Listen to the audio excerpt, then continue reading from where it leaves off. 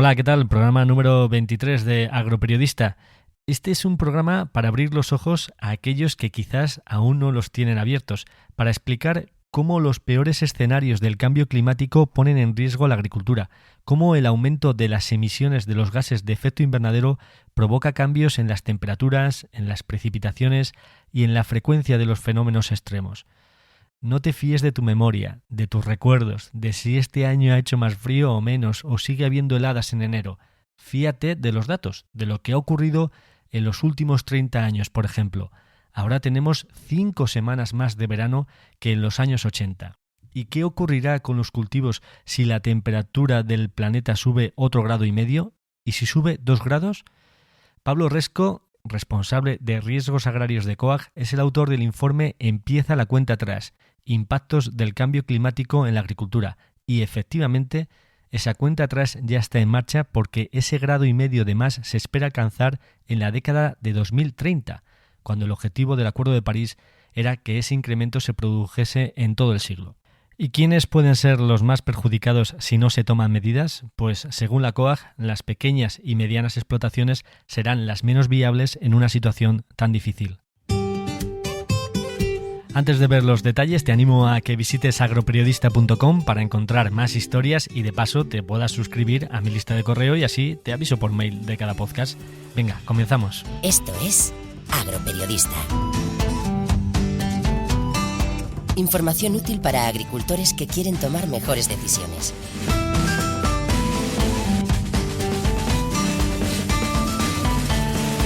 Con Jaime Sánchez Cuellar. Quedaros con algunos datos. Con 2 grados más de temperatura, el rendimiento del trigo cae un 14%, el del girasol un 23%. Disminuyen un 11% las reservas hídricas, aumenta el estrés térmico, los daños por plagas, disminuyen las precipitaciones, aumentan los pedriscos, se anticipa la última helada, pero es que también se inicia antes la floración. Sí, asusta. ¿Hay solución? Bueno, de momento quédate con 2 conceptos: sistemas agrarios menos vulnerables y quién asume los costes de transición. Por cierto, te dejo en las notas del programa el enlace directo al estudio. Hola, Pablo Resco, bienvenido a Agroperiodista. Hola Jaime, encantado de estar contigo. Bueno, hemos conocido tu trabajo que está teniendo una gran repercusión, así que enhorabuena por anticipado, sobre las consecuencias del cambio climático en la agricultura, sobre cómo el incremento de la temperatura afectará al rendimiento de los cultivos. Este programa lleva por título ¿Por qué debe preocuparte el cambio climático si eres agricultor? Y me parece una buena pregunta para comenzar. ¿Es la agricultura una de las actividades más expuestas al cambio climático? Yo creo que como sociedad en general debemos estar preocupados. Obviamente el cambio climático va a acelerar o va a potenciar determinados efectos climáticos, determinados eventos climáticos adversos que van a tener consecuencias económicas, sociales, medioambientales. Como el sector agrario es uno de los sectores más expuestos a estos eventos climáticos, ya dependemos extraordinariamente del clima más que ninguna otra actividad, pues obviamente debemos estar preocupados y debemos ser, digamos, el sector más interesado en que los escenarios más perniciosos, con un mayor calentamiento, no lleguen a tener lugar. Estamos hablando también, obviamente, de la comida, es decir, no solo es el sector agrario el que debe estar interesado, debe estar el conjunto de la sociedad interesado en que estos efectos del cambio climático no afecten o no lleguen a ocasionar graves daños en los sistemas alimentarios a nivel mundial. Insisto, a nivel mundial, porque al final estamos hablando de que la alimentación cada vez está más globalizada y dependemos más unas regiones de otros. Es decir, lo que afecta a una zona puede afectar gravemente a la seguridad alimentaria a miles de kilómetros de allí. En la presentación pública del informe, en la última que pude asistir, me llamó la atención pues muchas cosas, ¿no? Pero un comentario que te hizo una persona del público en el sentido de que él seguía pasando frío en invierno, como poniendo en duda el cambio climático. ¿Por qué los datos no nos ofrecen ninguna duda? En primer lugar, hay que distinguir lo que es el tiempo, es decir, lo que venimos o lo que padecemos día a día de lo que es el clima. El clima estamos hablando de series más largas, es decir, no podemos aislar una temperatura concreta un día, un año concreto un día, las precipitaciones de un año concreto, sino que hay que verlo con más distancia, ¿no? Ver cómo evoluciona a lo largo del tiempo. Se habla de que el clima no deja de ser una media, el estudio de medias de más de 20 o 30 años. Es decir, eso es lo que viene establecido que es el clima. Entonces, es posible que mucha gente se tienda a dejarse, digamos, llevar por lo que sucede un año concreto o lo que ha pasado hace una semana y tiende a olvidar, digamos, series más largas, ¿no? De lo que ha venido sucediendo en los 20 o 30 años. Pero lo que es indudable es que estos eventos vienen sucediendo de forma más continua, de forma más intensa. Y en el sector agrario, insisto, son eventos que venimos siguiendo con cierta preocupación. Es decir, las sequías que antes ocurrían cada 10 años ocurren cada menos tiempo, son más intensas. Fenómenos como las danas, esas que siempre hemos conocido como las gotas frías, suceden con más continuidad y con más intensidad también. Y bueno, se ve que también que los pedriscos, por ejemplo, están sucediendo de una forma más intensa en los últimos años.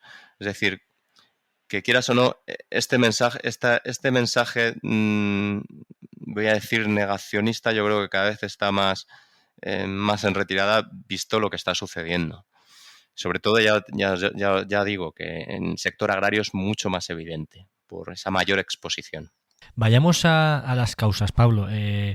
En el informe, que se puede consultar en la web de COAG, ¿no? Y que incluye mapas interactivos muy, muy interesantes, explicas que las emisiones de gases de efecto invernadero han provocado, pues, un poco lo que nos estabas comentando, ¿no? Cambios en la temperatura, en las precipitaciones, en la frecuencia de estos fenómenos extremos.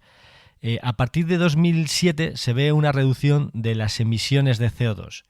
Y aquí la duda es si seremos capaces de frenar el aumento de la temperatura. ¿Hay que hacer mucho más para llegar a tiempo? Efectivamente. Ten en cuenta que la vida Bueno, hay que primero trascender, ¿no? De colocar en importancia. La emisión de gases de efecto invernadero ha ido creciendo a nivel mundial durante los últimos años. Es cierto que en la pandemia, sobre todo, bueno, pues se vio una reducción, pero que bueno, pues al final veremos cuáles son las consecuencias de la actual crisis y ver el grado de compromiso. Pero lo que es indudable es que estas emisiones de gases de efecto invernadero, insisto, el principal gas de efecto invernadero es el CO2, es el primer causante. Alrededor de 2/3 del calentamiento global son ocasionados por el CO2. Es cierto que existen otro tipo de gases de efecto invernadero, como puede ser el metano, pero tienen una vida útil también más corta. El metano, por ejemplo, tiene una vida útil en la atmósfera de 10 años, mientras que el CO2 tiene una vida de alrededor de un siglo. Es decir, todas las emisiones, al final, aunque se reduzcan ligeramente, al final se van acumulando y así puede llegar a ser una bola de nieve que se acumulen y que se vayan acumulando y aunque haya pequeñas reducciones de las emisiones de gases de efecto invernadero, pues al final van a hacer que se vayan acumulando y aumenten, por ejemplo, la temperatura y cambien las precipitaciones a escala global. Por eso es importante tener un objetivo marcado para llegar a ese balance neutro. Es decir, que las emisiones que ocasionamos los seres humanos, pues al final sean absorbidas, directa o indirectamente, sean absorbidas por los sistemas naturales, océanos, suelos, seres vivos. Y es importante que lleguemos a este objetivo antes de que finalice el siglo XXI. Cuanto antes, obviamente, mejor. Uno de los escenarios más probables, si no se llega a esta reducción, a este balance neutro, podemos hablar de que podríamos llegar a los 2 grados de calentamiento en 2050 y casi a los 3 grados alrededor de finales del siglo XXI.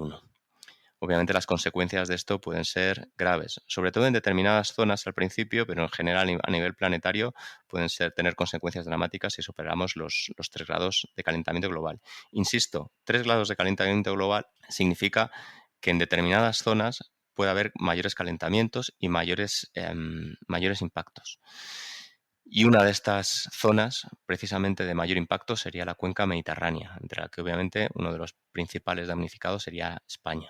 Si quieres, luego vemos un poco el tema de objetivos, porque es verdad que la Unión Europea sí que tiene fijado ese objetivo a 2050, ¿no?, de balance neutro. Y luego también vemos las repercusiones, ¿no?, de este incremento de temperatura en los cultivos. Pero antes has mencionado las emisiones de CO2 y las emisiones de metano. Y me interesa detenerme en las emisiones de metano. ¿Hasta qué punto, ¿no?, la agricultura y especialmente la ganadería es responsable de esas emisiones y qué papel juega, ¿no?, para poder reducir estas emisiones? Bueno, no solo, a veces se habla de la cabaña ganadera, pero no solo la cabaña ganadera, también ciertos arrozales o el deshielo que está provocando pues que muchas zonas que tenían de permafrost, pues al final liberen ciertas reservas de metano que tenían en los suelos y obviamente también, bueno, pues la digestión de ciertos vertederos, etcétera. El tema del metano y el tema de la ganadería es complejo. Obviamente existen las recomendaciones porque se habla del consumo de carne, se mezclan muchas veces muchos conceptos, ¿no? Lo que es las emisiones de gases de efecto invernadero, con contaminaciones a escala local, de otros factores, huella hídrica, etcétera. Y luego a partir de ahí ir bueno, pues a la gestión de sistemas ganaderos, pues que sean, cada zona tendrá que encontrar el modelo de gestión ganadera que sea más sostenible, ¿no?, para cada una de las zonas. Por ejemplo, se habla muchas veces de la cabaña extensiva, ¿no? Hay muchos estudios que se mencionan parte de ellos en el estudio, que hablan de los beneficios, obviamente, de la gestión de la ganadería extensiva, que ocupan, bueno, pues zonas que en realidad no compiten con otros sistemas alimentarios de agricultura, por ejemplo, porque son pastos que no son aptos para otro tipo de cultivos. En definitiva, son actividades que han estado ahí durante toda la vida, que tienen un ciclo de nutrientes cerrado, las emisiones al final se absorben, ayudan a la fertilidad de los suelos de esas zonas, o incluso pueden llevarse a compatibilizarlos, ¿no?, con otros sistemas agrarios. Y bueno, también ocupan una zona de territorio que si no pues sería ocupada también por otras especies salvajes. Es decir, que tienen al final un ciclo de nutrientes cerrado. Es decir, que no tienen un balance negativo per se. ¿Vale? Entonces digamos que el tema ganadero es un tema muy complejo. No se puede analizar mezclando cosas y habría que sobre todo analizar en muchas zonas cuál es el impacto y encontrar las fórmulas para digamos, encontrar esa forma sostenible de gestionarlos en cada una de las zonas. Una de las fórmulas, bueno, o al menos se están produciendo algún tipo de avance y de investigaciones para reducir incluso que esas emisiones de metano pues no sean tan perniciosas, con algún sistema así novedoso para controlar esas emisiones de gases, que también puede ser un camino, vamos. Se suele hacer en sistemas más intensivos, ¿no? Sobre todo en temas de gestión de la alimentación, gestionar también bueno, pues el control de las deyecciones, el control de los residuos. Sí que en ciertos sitios se habla de mejora de las razas para evitar ese momento de emisiones, pero reconozco que no soy un experto en este campo, ¿vale? Lo que es indudable, en definitiva, es que estos sistemas ganaderos intentan que encontrar, sé que es una palabra muy manida últimamente, pero es encontrar la forma de resiliencia, ¿no? De encontrar una forma de adaptarse a ciertas nuevas condiciones y que a la vez sean sostenibles, pero que sean menos vulnerables a ciertos impactos económicos, sociales, medioambientales.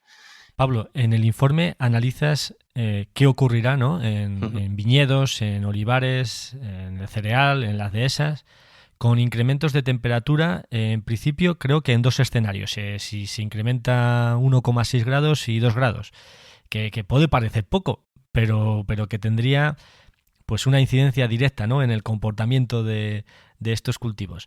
No sé si, por ejemplo, si te parece, veamos un poco qué consecuencias tendría en el cereal. Ten en cuenta que el estudio del cambio climático en agricultura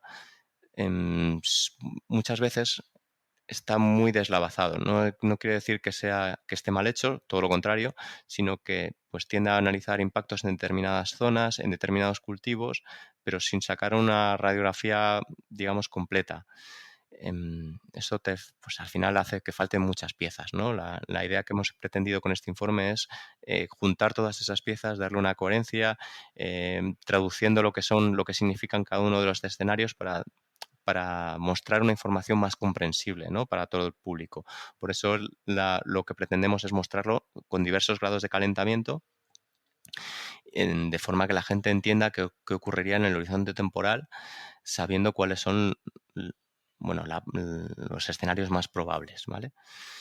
Hemos cogido el grado y medio, los 2 grados y en algún caso algo más, 2 grados y medio, teniendo en cuenta pues si había información disponible. El grado y medio lo hemos tomado de referencia porque es el objetivo establecido por la Cumbre de París.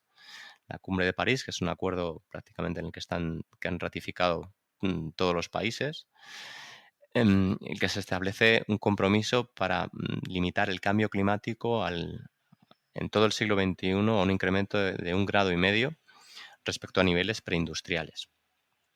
Este 1,5 grados de calentamiento, según todas las proyecciones, se da prácticamente por seguro para la década de 2030, aunque recientemente este año han salido ciertos informes que pronostican que este 1,5 grados de calentamiento podría producirse antes.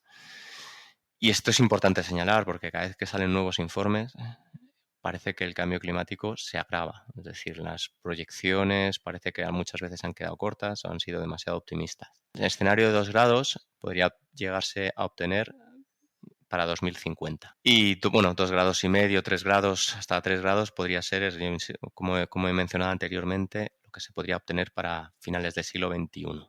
Bien, en el caso de cereales, los cereales es un buen termómetro. Al ser un cultivo muy, muy extendido, pues al final te da una idea de cómo podría afectar el cambio climático a cada una de las zonas. Y hay que tener en cuenta, obviamente, que son un cereal. El cereal es una de las bases de la dieta a escala global. Es decir, no solo a nivel humano, que al final prácticamente 2/3 partes de las calorías vienen de los cereales a escala global, pero también una base de la dieta de los animales. Lo que nos da para España, desde luego, no es halagüeño si descendemos, por ejemplo, al trigo. El trigo nos da unas pérdidas de alrededor del 14% con un incremento de 2 grados de temperatura. Ese 14% del rendimiento, entiendo, ¿no? Del rendimiento medio Del rendimiento, perdón. Que se obtiene ahora mismo en la actualidad. Con esos 2 grados más de temperatura supondría que descendiese un 14%, ¿no? Sí, es cierto que la cebada en este caso no sería tan afectada, es un cultivo más resistente y bueno, pues los daños no serían tan preocupantes, ¿vale? Pero lo que es indudable es que a partir de los 2 grados es cuando vemos que muchos de los sistemas agrarios ya empiezan, incluso los más resistentes, empiezan a reflejar pérdidas. Incluso ciertos olivares, perdona que me salte de cultivo, pero al final... Sí, no pasa nada, ¿no? Pues al final vemos como un límite importante esos 2 grados. A partir de los 2 grados, incluso sistemas más resistentes empiezan a mostrar pues ciertas pérdidas. Incluso sistemas de irrigados en ciertas variedades que empiezan también a mostrar ciertas pérdidas de rendimiento. Y esto es importante señalarlo, ¿vale? Porque, por ejemplo, en el maíz, que al final es un cultivo que en España se riega, pues vemos que las pérdidas no son graves, es decir, con 2 grados de temperatura, teniendo en cuenta que es un cultivo de irrigación, pues al final las pérdidas no son importantes, incluso con 2 grados, pero incluso a partir de esos 2 grados podrían ya empezar a mostrar pérdidas de rendimiento.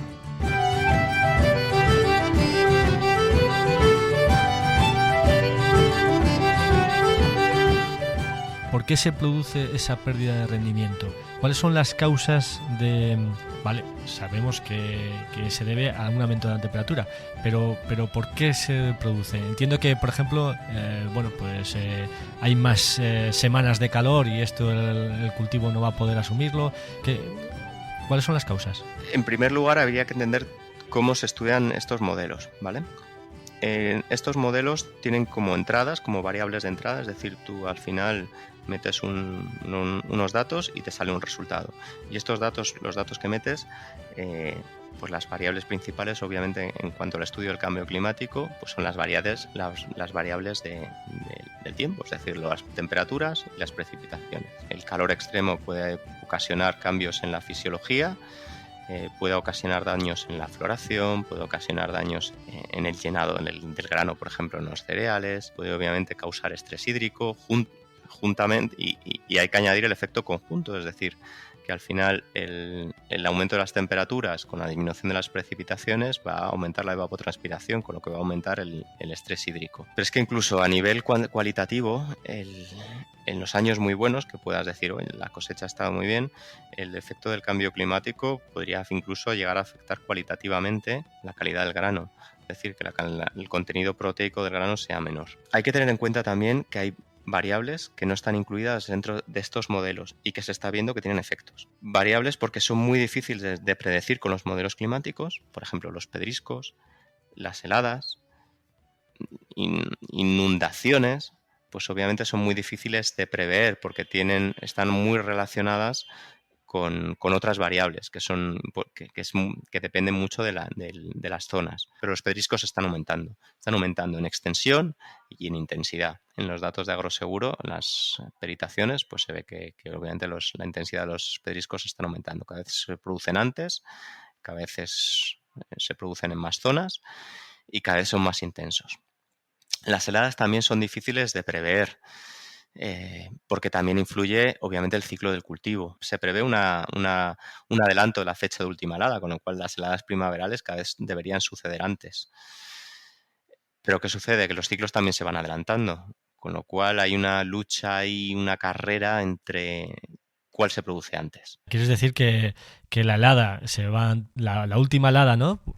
Se va a anticipar, pero también la floración se va a anticipar, con lo cual digamos que estamos adelantando el escenario, ¿no? Efectivamente. Si el escenario habitual se producía a finales de abril, pues lo estamos adelantando. Y efectivamente, y es probable que en las zonas más cálidas del sur y del oeste, pues al final se reduzca, ¿no? el riesgo, porque al final la fecha se adelante más.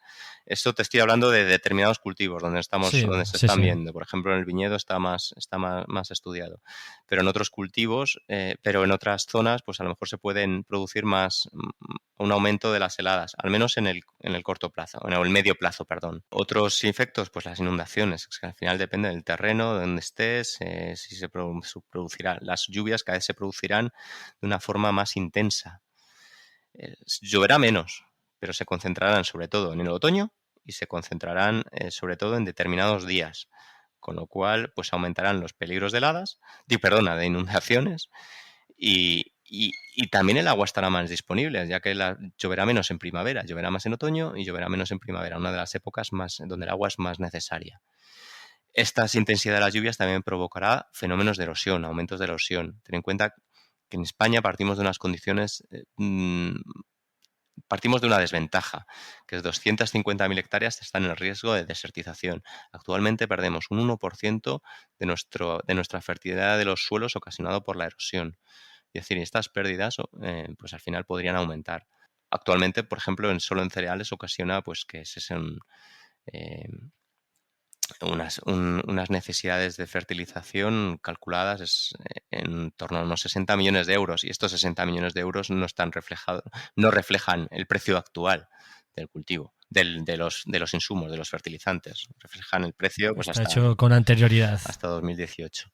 Y luego otro fenómeno que nos dejamos de lado porque no se puede estudiar de forma todo conjunto, sería demasiado complejo. Sería el tema de las plagas. En cereales, por ejemplo, hay estudios que hablan de que podría aumentar un 60% las pérdidas ocasionadas por plagas. Ten en cuenta que al ser los inviernos más suaves, las paradas biológicas de los insectos pues son menores, con lo cual le da más tiempo a reproducirse y a ocasionar daños en los cultivos. Esto es algo, por ejemplo, que se está viendo en Andalucía. Hay ciertos cultivos, como ciertas plagas, como es el mosquito del trigo, como la mayola, que está cada vez teniendo cierto aumento de los daños. Los cultivos más afectados serían aquellos cultivos que parten o que parte de su ciclo activo coincide con la época estival, ¿vale? Como puede ser el girasol. En girasol estamos hablando de pérdidas del 23%. Ya sé que no es un cereal, pero bueno, es un cultivo herbáceo que al final entra dentro de las rotaciones. Y las pérdidas en España podrían llegar al 23%. Hay otros cultivos, por ejemplo, la remolacha o el maíz, que digas, los resultados de los modelos hablan de que, bueno, tal como está el cultivo, pues ya te digo, el impacto hasta los 2 grados no sería significativo, no sería importante para nada. Pero claro, es un cultivo de regadío, es decir, que ese aumento de las temperaturas, esa disminución de las precipitaciones, se podría compensar con riego. La pregunta es si habría agua, porque con 2 grados de temperatura las reservas hídricas a nivel general en España podrían descender un 11%, y esa es una de las claves, el agua. Si va a haber agua para compensar ese aumento de la aridez del clima en los cultivos. Como vemos, muchísimos retos, porque efectivamente acabas de abrir otro, otro melón importante con el tema del agua y la gestión que se hace de un recurso que es finito y cada vez más reducido, y que con estos escenarios que estamos viendo incluso sería su disponibilidad menor. Antes me he acordado de un ejemplo, ¿no?, que puso Lorenzo Rivera, el coordinador de COAG en Castilla y León, en la presentación del informe, no, pues para evidenciar, ¿no? Evidenciar las cosas. Y es, por ejemplo, como en Castilla y León ha descendido, no dio la cifra exacta, pero ha descendido el número de hectáreas de cebada de primavera. Claro, porque el cultivo ya no consigue lograr a término, no consigue desarrollarse en el poco tiempo que tiene para crecer, ¿no? Por este incremento de las temperaturas, y entonces ya los agricultores pues cada vez siembran menos cebada de primavera. Este es otro ejemplo de lo que está ocurriendo, vamos. A veces tendemos a pensar que las herramientas de adaptación son complejas, y muchas veces yo creo que están bien asumidas o se conocen por lo que es el sector agrario, ¿no? Por todos los agricultores. Y es cierto que poco a poco pues van viendo por prueba-error que hay determinadas variedades o determinadas prácticas de cultivo que cada vez tienen menos éxito, menos rendimiento. Y una de ellas, obviamente, es adelantar los ciclos de siembra. Otras prácticas de cultivo sería el cambio de cultivo directamente, ¿no? Ahí se habla como oportunidades, ¿no? Para el adoptar otro tipo de cultivos que anteriormente no estaban, tus condiciones climáticas no permitían, ¿no? Y es cierto que funcionan, es decir, que no hay ningún obstáculo y es una herramienta muy buena para determinados escenarios moderados de cambio climático. Pero lo que está claro es que va a cambiar radicalmente la fotografía que estamos acostumbrados de ver en determinadas zonas. Y lo peligroso es pensar que, bueno, pues que visto que puedes adaptarte de alguna manera, digamos, no ver tan claro las necesidades de mitigación que hay. Es decir, porque en definitiva, a largo plazo, si no se actúa, la temperatura va a seguir aumentando, las precipitaciones van a seguir aumentando, estos eventos climáticos adversos que mencionábamos antes van a seguir aumentando, con lo cual nos podemos encontrar con muchos problemas. Imagínate, se habla de ciclos de sequía cada vez más intensos, hasta 10 veces más intensos con 2 grados de temperatura. Pues imagínate un año o un ciclo seco de 3 años en los que apenas te llueva. Al final eso arrasa prácticamente con o puede poner en peligro cualquier tipo de cultivo. Y esto es uno de los problemas a los que nos enfrentamos.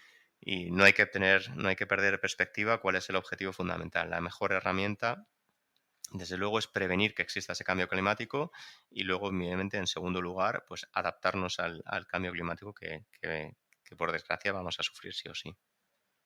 Aunque sea leve, ¿eh? Aunque sea leve. En ese cambio de fotografías que mencionas, ¿no? Llama mucho la atención, por ejemplo, pues en el futuro de la dehesa, en concreto el mapa de los encinares, que como en el peor de los escenarios, pues la verdad es que se reduce drásticamente en España y se desplaza, digamos, que se desplaza un poco más hacia el norte, ¿no? Sí, Hacia Europa. efectivamente. La dehesa es uno de los patrimonios que tenemos, no solo el sector agrario, yo creo que a nivel cultural, a nivel social, a nivel medioambiental y a nivel económico, más importantes, ¿no? Yo creo que es un orgullo. Pero lo que es cierto es que en la encina, pues con el incremento de las temperaturas, el incremento de la aridez del clima, pues va a haber disminuidas las zonas donde climáticamente son más idóneas para la encina. Y las proyecciones que tenemos, obviamente, pues hablan que como con un incremento de 2 grados de temperatura, 2,5 grados, podríamos ver un lento pero imparable declive de esos encinares.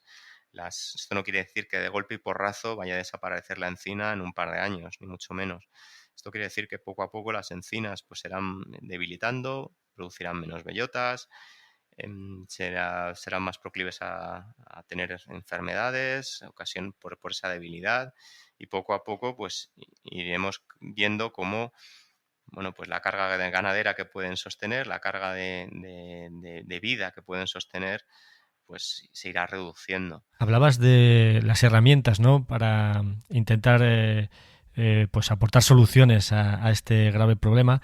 Claro, yo desde mi perspectiva y digo, vale, yo como agricultor, ¿qué puedo hacer yo a título individual frente a esta situación? Al final, la reducción de emisiones no puedes reducirla a un solo sector ni puedes reducirla a un solo país. Tienes que reducirla a escala global. Necesitamos aplicar políticas que ayuden a esa reducción de emisiones. Vamos a ir de lo general a lo particular, ¿vale? Que yo creo que Vale. va a ser más sencillo. Obviamente cambiar el sistema pues al final estamos hablando de uno de los principales focos de emisión son las emisiones de gases de efecto invernadero. Pues entonces habrá que cambiar el sistema económico para reducir las emisiones, sobre todo, insisto, de CO2, que son uno de los principales, de la combustión de energías fósiles, ¿vale? Y eso pues abarca todo, ¿no? Prácticamente, abarca desde la producción eléctrica hasta el transporte de todo, sistema alimentario, de personas, de todo. Pues habrá que ir hacia políticas que incentiven. Es cierto que, como mencionabas al principio, la Unión Europea se ha mostrado, o hay un compromiso para encontrar el balance neutro para 2050. China pues también se ha comprometido para 2060. La cuestión es que al final es un compromiso, pero no sabemos hasta qué punto pues al final se va a cumplir o no. A escala más local, ¿qué puede al final hacer un agricultor? Pues muchas prácticas, en definitiva, también van asociadas a una reducción de sus propios riesgos. Es decir, lo que tenemos que encontrar son modelos también más resilientes, ¿no? Lo que son a estas crisis climáticas, a estas crisis económicas a las que nos enfrentamos de forma recurrente. Porque al final, pues al final una agricultura menos dependiente de energías fósiles, al final te va a permitir pues resistir más lo que son crisis como la que estamos viviendo de energética, ¿no? Es decir, si al final entras en un sistema en el que puedes encontrar con tus rotaciones, reducir los insumos que tienes que aportar a tus campos, pues al final también tú vas a ser más resiliente económicamente y Ujú. climáticamente. Es decir, vas a reducir las emisiones de gases de efecto invernadero, pero también vas a ser menos vulnerable a estas volatilidades de los mercados, a estas crisis energéticas que podemos ver en el futuro. Si llegas a una simbiosis también con los sistemas ganaderos, pues también vas a ayudar. Es decir, que si parte de tu producción, pues al final estamos hablando, por ejemplo, de producir leguminosa, tiene un destino en el mercado de los piensos, pues también vamos a conseguir pues, que el mercado de los piensos dependa menos de las volatilidades de los mercados a escala global. Es decir, lo que tenemos que encontrar son sistemas agrarios en general más resilientes. Y esos sistemas más resilientes en general van a ser mm, mucho menos emisores de gases de gases de efecto invernadero. ¿Vale? Eso es el mensaje, yo creo, clave para el sector agrario. Aquí el problema, Pablo, es que a veces, quizás estoy equivocado, pero sí que existe esa percepción en el sector de que esas obligaciones o esos retos, ¿no?, que planteas, compromisos medioambientales que afrontas en tu explotación, no van a tener una consecuencia directa económicamente de forma positiva. Es decir, si las dos cosas van paralelas, yo creo que el agricultor sí que se va a adaptar. Pero si optar por el camino, digamos, de compromiso implica una reducción o un perjuicio para tu situación económica, pues esto va a ser más difícil, claro. Hay un tema fundamental, son los costes de transición. Por ejemplo, hablábamos de aumentar la cosecha, la producción de leguminosas, ¿no?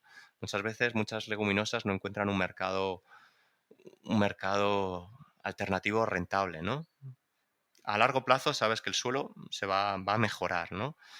Pero de camino va a haber unos costes de transición. Lo que hay que intentar, obviamente, es que todo el sistema vaya de la mano. Es decir, hay que encontrar un acuerdo para que esas leguminosas, por ejemplo, tengan un mercado viable alternativo dentro del sistema, por ejemplo, de producción animal. Nosotros, por ejemplo, estamos perdona que introduzca esta cuña, pero al final estamos en un proyecto que lo que busca es crear esa cadena, ¿no?, para el uso de leguminosas, como es el proyecto Sí. Impulse, en el que estamos y que intentamos que ese mercado de leguminosas, por ejemplo, tenga un mercado rentable por sí, que sea rentable per se, la producción de leguminosas, y no solo a medio o largo plazo para el suelo, para la agricultura y para la explotación, sino que per se ese mercado sea rentable. Y esa es una de las claves. Obviamente va a haber unos costes de transición a veces que a largo plazo esos costes a lo mejor no son visibles, pero que van a existir. Esas mejoras a largo plazo van a existir, pero que a corto plazo, pues al final van a suponer unos costes. Lo que hay que encontrar es que se compensen de alguna manera esos costes de transición, ya sea para la población agraria más vulnerable, es decir, pues a lo mejor una agricultura familiar que pueda ser más vulnerable y no tener, que no pueda interiorizar esos costes a corto plazo, pues van a tener que tener cierto apoyo, igual que ciertos tipos de consumidores, ¿no? Estamos viendo ahora que con la crisis alimentaria que hay, pues ciertos segmentos de la población pues pueden ser más vulnerables. Me ha gustado el concepto de coste de transición. Bueno, tendríamos oportunidad para tiempo, vamos, tiempo no, tendríamos temas para hablar de un montón de cosas porque, bueno, también ahí estaría, por ejemplo, el tema de las oportunidades que puede haber en el tema de energías limpias, ¿no?, de biogás, de aprovechar los recursos de agricultura. Entiendo también que las semillas genéticamente pues tratarán, ¿no?, de ir adaptándose a este escenario de cambio climático, las oportunidades que a priori puede ofrecer la agricultura de carbono. Por finalizar, el tema de la energía. El avance es tan lento que parece que ni tan siquiera iniciamos ese camino de transición. Sí, efectivamente. El biogás es el ejemplo más claro, ¿no? Mencionabas antes la producción de metano como uno de los gases de efecto invernadero. Y ahí es cierto que tenemos un potencial, pero al final sí que a lo mejor en ganadería extensiva es más complicado y al final se puede usar perfectamente. Bueno, al final son ciclos cerrados, insistíamos, pero es cierto que en las producciones más intensivas, que al final hay un aprovechamiento de los recursos, se está desaprovechando mucha de la producción de metano, ¿no?, que se podría estar aprovechando para producción de energía eléctrica o el uso como gas. Es cierto que, bueno, pues hay un potencial en España, nada más que no correríamos el riesgo de utilizar como muchas veces se menciona en otros países, que sí se están usando cultivos para la producción de biometano. En España no hay competencia con esto, es decir, no hay producción de biometano con cultivos energéticos, sino que únicamente se usan pues determinados, vamos a llamarlos subproductos de industrias agroalimentarias y también pues de deyecciones ganaderas, ¿no? Desgraciadamente no se usa todo su potencial, insisto, tienes ahí una doble ganancia, que es ahorras emisiones, es decir, reduces las emisiones y reduces tu dependencia energética. Y ahí tenemos un potencial muy, muy importante que se está desaprovechando. El problema que tienes es que obviamente para el sector ganadero necesitas unas inversiones muy importantes. Ya les digo, una industria de este tipo pues no es barata y muchas veces el sector tiene unos márgenes estrechos que no le permiten hacer grandes dispendios. Y luego, cuando habla de otro tipo de biomasas, obviamente también es importante. Habría que encontrar también un equilibrio con la propia regeneración de los suelos. Al final no dejas de estar sacando producción para una valorización y hay que encontrar un equilibrio con los suelos para, digamos, que parte de esa materia prima, parte de esa materia pues también acabe en los suelos. Bueno, pues ahí vemos dos ejemplos, ¿no? de oportunidades que a ver si somos capaces de aprovechar, que ya vamos... Entiendo que ya vamos con retraso. Pablo Resco, responsable de riesgos agrarios de COAG y autor del estudio Impactos del cambio climático en la agricultura española. Muchas gracias por todas las explicaciones y por abrirnos los ojos ante el reto del cambio climático. Muchas gracias a ti, Jaime, por ayudarnos a divulgar este estudio y espero que la gente haya podido ayudar a la gente a clarificar algunas ideas y tener más información sobre el cambio climático.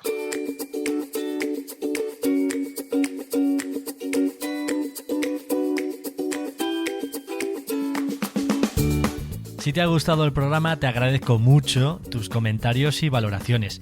Ya sabes que tienes más información y nuevas historias en la página web en agroperiodista.com.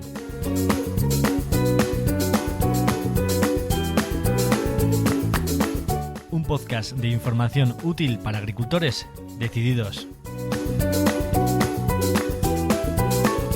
Gracias y hasta la próxima.